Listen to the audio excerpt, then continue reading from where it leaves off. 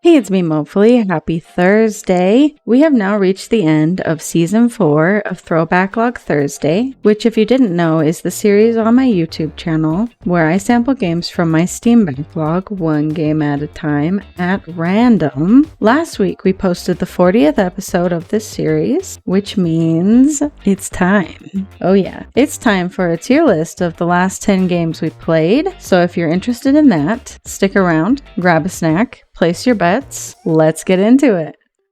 Now, I break this project into sets of 10. So the games we played in this set are as follows: 911 Operator, Lens Island, Cortex Command, Hammerfight, Say No More, Winkeltje, Figment, Ageless, Townscaper, and Summer in Mara. So we are going to go in order. The first game we played in this set was 911 Operator, which is a really unique simulation game about being a 911 dispatcher. It had a lot of educational value if you're curious about the wonderful world of 911 operators, then this may be an interesting game to you. Personally, I couldn't get into it. It's not my cup of tea. The radio static in the background was very repetitive, which made editing this video a little annoying. I appreciate that they were trying to give you that level of immersion though. Overall, I don't think it was the most exciting game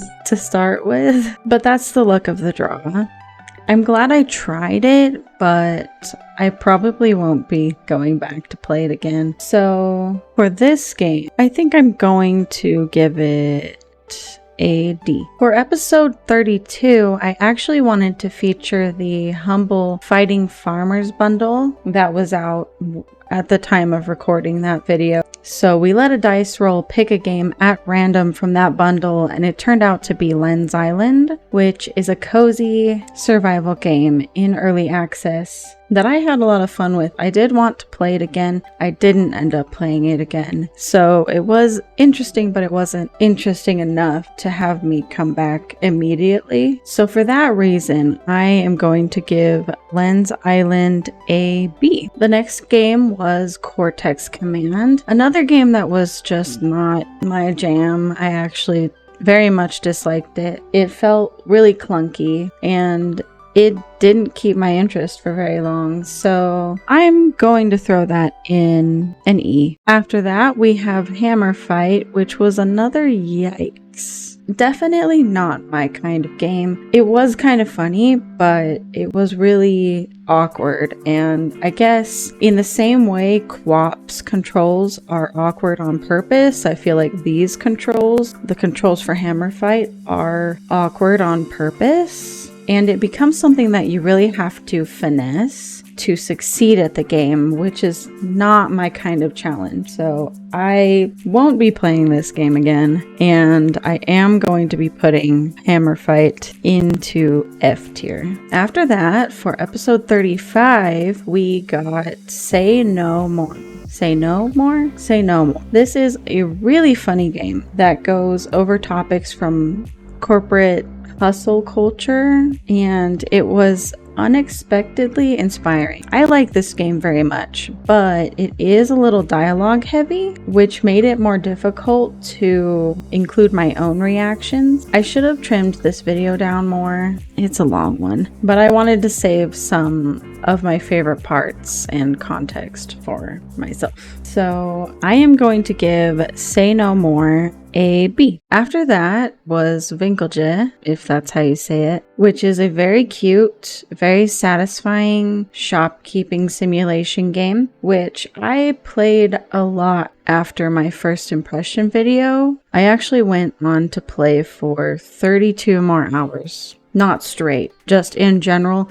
Up to the point of recording this video, I have played it for an additional 32 hours after my first impression video, which is a lot because most of the time I don't come back to one of these games that I've played for this series unless it's really interesting to me and it's really just hooked me enough for me to want to come back after editing a whole video about it. That game's got something going on. If it can get me to come back and play some more, and I still want to play more, then it's got something for me, and this game's got me. So for that reason, I am going to give Winkeltje an S tier. The next episode was Figment, which is a puzzle game with interesting visuals and dialogue. However, the puzzle solving was not very satisfying to me. That's what really keeps me interested in a puzzle game, is mostly if the puzzles are satisfying, you know? I was really intrigued by the story / setup, but the pacing and development was way too slow to find out what was really going on in this game. So I definitely lost interest, and for that reason I am going to give Figment a D. Episode 38 was Ageless, which is a platforming game. I didn't love it, but I also didn't hate it. I just feel kind of meh about it. So I'm just gonna cut to the chase and give it a meh tier. After that, I played Townscaper, which is a very simple game, very low-key. It doesn't have a tutorial, which I probably say about 7,000 times in the video, is that they just kind of give you the game. When I was reading about it, I found that somebody described this game as more of a toy than a game, because that's what this is. There's not really an objective. I say multiple times in this video that it reminds me of Legos. Like, there's no rules for how you should play Legos. You just have the Legos and you can do whatever you want with them, which is basically this game. It's building blocks, but it's a city builder. It's got a lot of fun secrets and surprises, but it's very simple. They don't explain to you how to play it, so it took me a while to figure out how to rotate the camera, which is embarrassing because, you know what, I proved time and time again that I can't read, but they don't go out of their way to tell you how to rotate the camera either. So you know what, that's in the past. I really love the aesthetic of this game. It's very cute, it's very colorful, and I think I really said it the best towards the end of the video when I was really thinking about it. I'm glad that there's a game like this. I'm glad this game exists. I'm glad I tried it. Yeah, so what she said, what past me said, I'm glad that a game like this exists, and I'm glad that I tried it. So for that reason, I'm going to give it an A. On to the last game. Summer in Mara is a cozy survival game. It's it's very cute, it's very wholesome. Unfortunately, and this may just be user error, but when I tried it, it was completely unplayable on controller on PC. I don't know how it is on other platforms, or if that's just my experience. If I had a different controller, if I had a different setup, maybe. I don't know.